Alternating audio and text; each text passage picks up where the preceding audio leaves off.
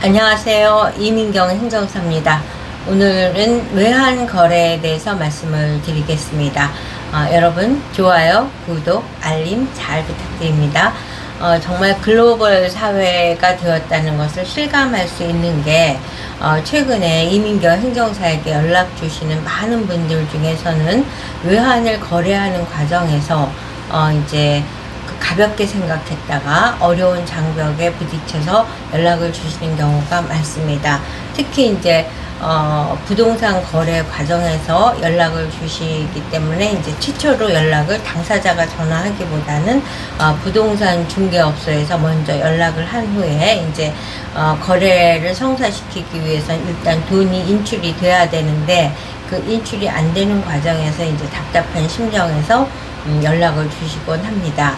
이번 사례는 어떤 경우냐면은 요새 이제 강남권에 초고가 아파트들이 많잖아요. 그래서 전세금만도 17억에 해당되는데 미국 주재원으로 거주하고 있는 이제 국민 비거주자죠. 미국에서 지금 오랫동안 주재원으로 활동을 하고 있기 때문에 국민이지만 비거주자인 이제 제가 홍철호라고 했습니다.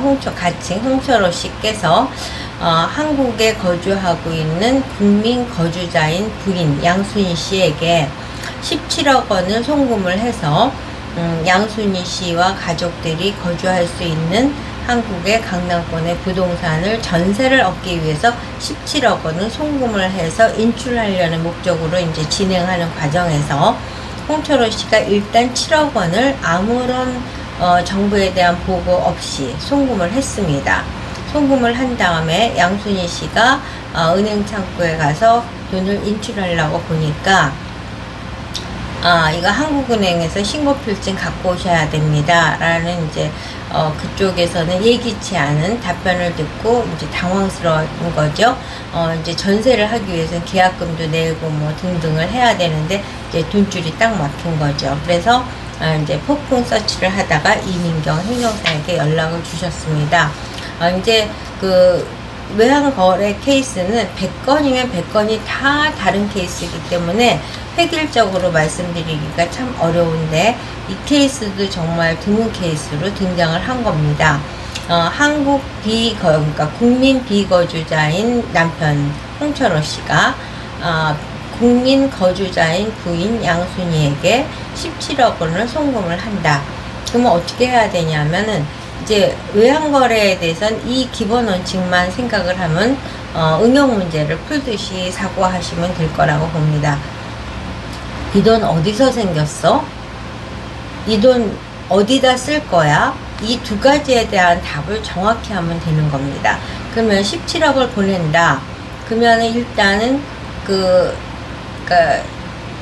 홍철호 씨가 국민 비거주자라는 입증을 하기 위해서 거기 체류하고 있는 증빙 서류도 해야 되고 그 다음에 17억 원이라는 돈이 어디서 생겼는지, 만약에 그 미국에서 근로를 하면서 주재원으로서 급여를 받았다 그러면 이제 그 자금 출처를 다 입증하는 서류를 제출을 해야 되고, 그러고 왜 뜬금없이 양순희에게 보내?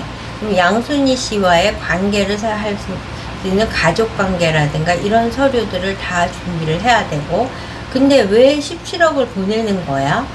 부동산 전세를 얻기 위한 것이다. 그럼 부동산 전세 계약서가 있겠죠?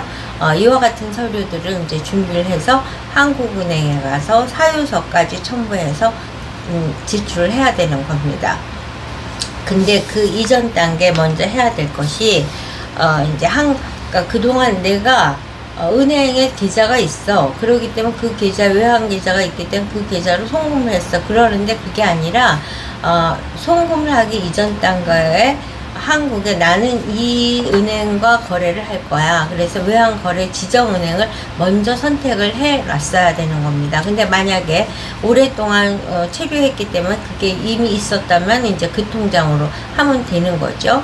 그래서 그 통장으로 17억 원을 송금을 해야 되고, 그거는 송금을 왜 하게 됐는지, 또 왜 양순희 통장으로 하게 됐는지를 입증할 수 있는 서류들을 다 준비를 해서 한국은행에서 신고필증을 해야 되는데, 또 이 홍철호 씨의 문제는 뭐냐면 7억 원을 먼저 이와 같은 신고 필증이 없이 제출을 한 거죠.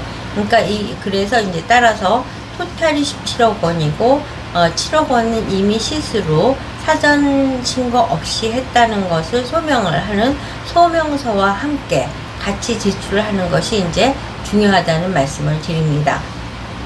그래서 여러분께서 이제 외환 거래를 진행을 할 경우에는 내가 주재원이고 아직까지 한국 국적을 갖고 있기 때문에 돈을 보내는 것이 그렇게 어렵지 않을 것이다, 이렇게 생각하고 간단하게 생각하다가 돈을 그냥 보냈다가는 과징금, 과태료, 형사처벌, 어마어마한 처벌의 그 후폭풍이 있을 수 있다는 점을 고려해서 반드시 외환거래법에 근거한 진행을 해야 된다는 점.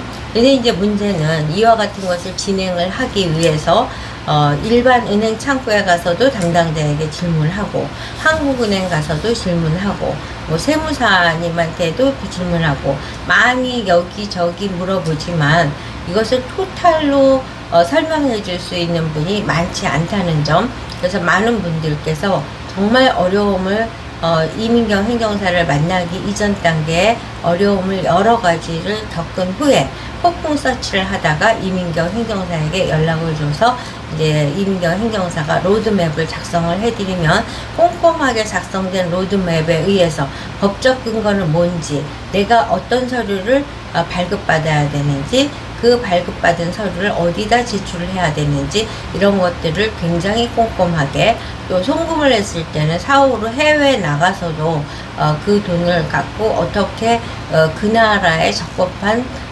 행정 절차를 밟아놔야 되는지, 이런 것까지 기재한 로드맵을 작성해서 판매하고 있습니다. 그동안 정말 많은 분들에게 로드맵을 작성해드렸고 감사 인사를 받고 성과를 거뒀다는 그런 피드백을 받아온 그러니까 경력을 보유하고 있다는 점을 강조해드리면서 오늘 입금된 외화를 인출할 수 있는, 해외에 나가 있는 주재원이 한국에 전세를 얻기 위해서 해외에서 취득한 소득을 한국으로 송금을 했고, 그 송금한 돈을 무리 없이 인출을 해서 전세 보증금으로 내도록 로드맵을 작성해드리는 케이스에 대해서 말씀을 드렸습니다. 많은 분들이 지금 해외에 나가서 주재원으로 활동하면서 거기서 얻은 소득을 한국에다가 투자를 하거나 송금을 하는 과정에서 겪는 어려움을 이민경 행정사에게 연락을 주시면은 원만하게 풀어갈 수 있다는 점을 강조해드리면서 오늘 영상 마치도록 하겠습니다. 여러분 좋아요, 구독, 알림 잘 부탁드립니다.